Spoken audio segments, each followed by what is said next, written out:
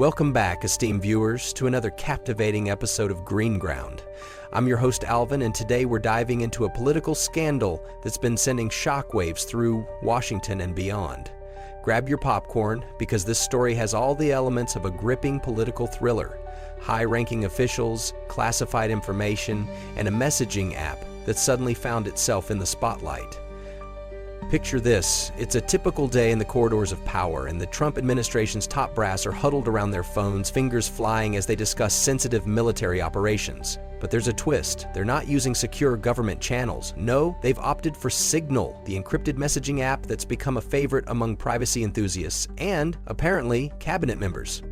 Now, I know what you're thinking. Alvin, surely they wouldn't be so careless. But hold on to your hats, because it gets better. In a plot twist worthy of a Hollywood blockbuster, National Security Advisor Mike Waltz accidentally adds Jeffrey Goldberg, editor-in-chief of The Atlantic, to this very chat. Oops, doesn't quite cover it, does it? Suddenly, Goldberg finds himself privy to detailed plans for airstrikes against Houthi rebels in Yemen. We're talking specifics here: launch times, weapons, aircraft, the works. It's like being handed the script for the next Tom Clancy novel, except this is real life, with real consequences. The fallout has been nothing short of spectacular. The White House is in damage control mode, with Press Secretary Caroline Leavitt dismissing it as a sensational story from a failing magazine. But let's be real, when the Secretary of Defense is texting war plans on an app that your teenager uses to organize movie nights, sensational seems like an understatement. Speaking of Defense Secretary Pete Hegseth, he's found himself in the hot seat. His defense: nobody's texting war plans. It's a bold strategy, Cotton. Let's see if it pays off for him. Meanwhile, President Trump is standing by his team, calling it the only hiccup in 2 months of his administration. I don't know about you, but if my hiccups involved potentially leaking classified information, I'd be seeing a doctor. But wait, there's more. This little faux pas has had some unexpected consequences. Signal downloads have skyrocketed, particularly in the US and Yemen. It seems that nothing boosts an app's popularity quite like a good old-fashioned government scandal. Who knew national security could be such a great marketing tool? Now, let's take a moment to appreciate the irony here. The Trump administration has been cracking down on leaks, with Hegseth's office even considering polygraph tests for defense personnel. Yet here we are, with top officials essentially leaking to themselves. It's like setting up a state-of-the-art security system and then leaving your front door wide open.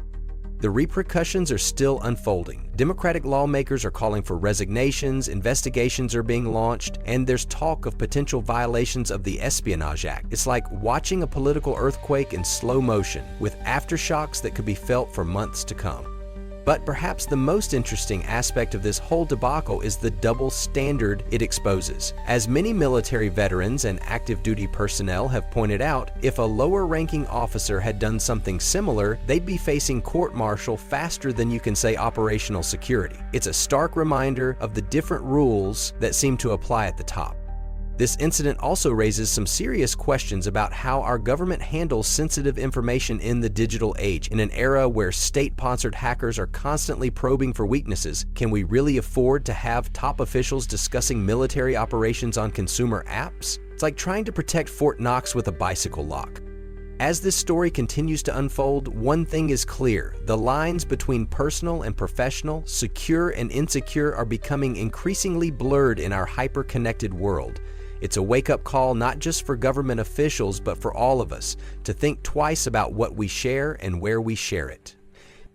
So, dear viewers, as we wrap up this episode, I encourage you to ponder these questions. In a world where our most sensitive information is just a mistaken tap away from exposure, how do we balance convenience with security? And when it comes to holding our leaders accountable, should there be one standard for all, regardless of rank or position? I'd love to hear your thoughts on this. Drop them in the comments below, and let's keep this conversation going. And hey, if you enjoyed this deep dive into the murky waters of political scandals and digital security, why not hit that like button and subscribe? There's plenty more where this came from. Remember, for more details on this story and links to our sources, check out the description below. And if you have any burning questions or topics you'd like us to cover in future episodes, don't be shy, let us know in the comments. Until next time, this is Alvin for Green Ground, reminding you that in the game of politics, sometimes the most dangerous leaks are the ones we create ourselves. Stay informed, stay engaged, and I'll see you in the next episode.